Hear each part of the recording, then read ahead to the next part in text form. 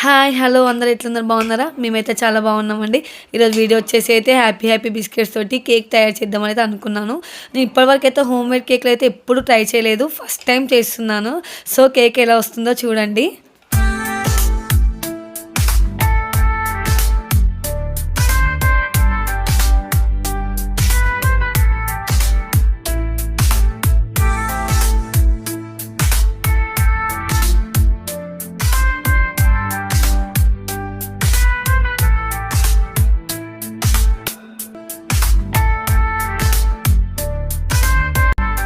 So finally మన cake అయితే ready అయిపోయిందండి.